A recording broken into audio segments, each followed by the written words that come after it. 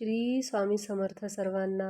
तुमच्या सर्वांचं माझ्या चॅनलमध्ये आणि आपल्या स्वामी समर्थ परिवारामध्ये खूप खूप स्वागत आहे. तुमचा आजचा दिवस खूप चांगला जाओ आणि येणारा प्रत्येक दिवस खूप चांगला जाओ, आनंदाचा जाओ आणि तुमच्या मनातल्या सर्व चांगल्या इच्छा स्वामी महाराज पूर्ण करोत, हीच माझी स्वामींच्या चरणी प्रार्थना.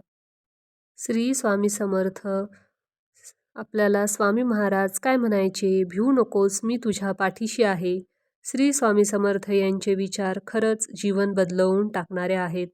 होय मित्रांनो, श्री स्वामी समर्थ महाराज आजही आपल्यासोबतच आहेत.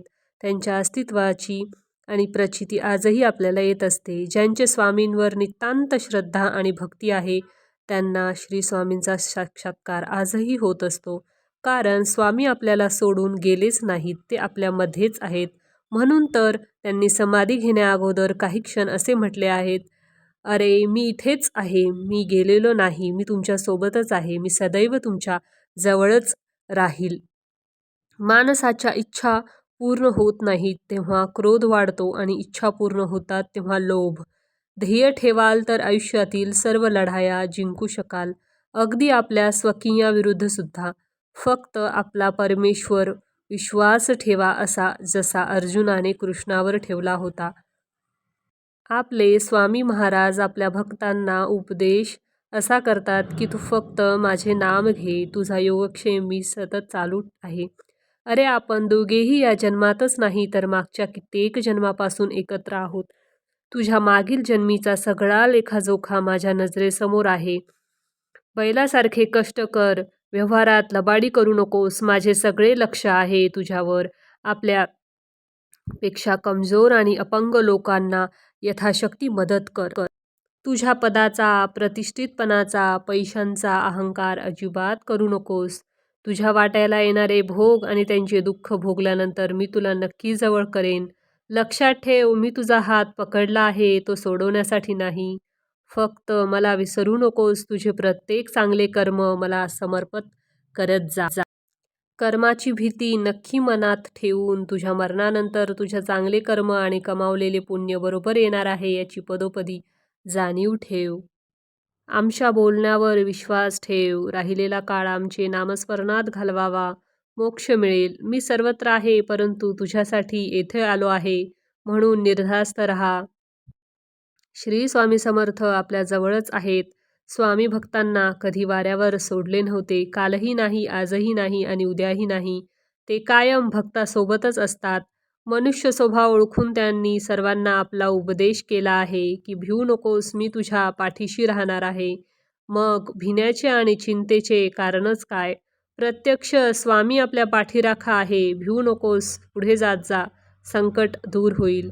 प्रत्यक्ष काळ जरी उभा राहिला तरी तुझ्यासाठी आम्ही त्या काळाचा प्रतिकार करू, असे श्री स्वामी समर्थांचे बोल आहेत. मग आपण पुढे का नाही जायचं? अखेरच्या क्षणापर्यंत कार्य करत राहा, हे श्री स्वामी समर्थांनी प्रत्यक्ष कृतीतून आपल्याला दर्शवले होते. म्हणून प्रगती साधायची असेल तर मनुष्याने एका जागी बसून राहता कामा नाही. प्रवाही असावे, पुढे जात राहावे, हे श्री स्वामींनी सांगितले आहे. आळशी माणसाचे तोंड बघू नका, श्री स्वामी समर्थांनी हे अनेक वेळा म्हटले आहे. कृतिशून्य माणसे त्यांना आवडत नसायची. आळस हा माणसाचा शत्रू आहे. मनुष्याने उपयोगी राहावे हेच त्याचे महत्त्व आहे म्हणणे. म्हणूनच ते कायम म्हणत असत, मुंगी होऊन साखर खावी. पण कधीकधी आयुष्यामध्ये खूप दुःख, यातना सहन कराव्या लागतात.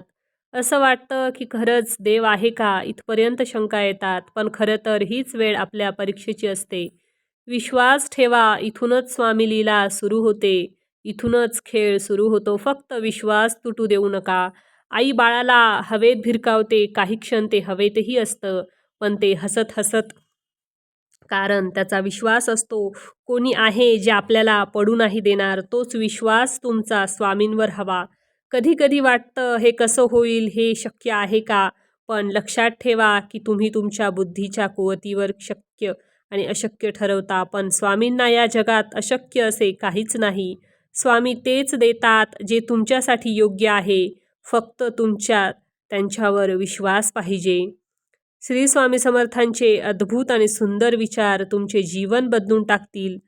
तुम्ही विचार पूर्ण वाचा, ऐका आणि त्यांचे विचार आत्मसात करा आणि जीवनात त्यांच्या विचारांवर चाला. स्वामी बोलतात, सुखासाठी कोणापुढे हात पसरू नका. वेळ जाईल त्यापेक्षा दुःखाशी 2 हात करा. चांगली वेळ निश्चित येईल.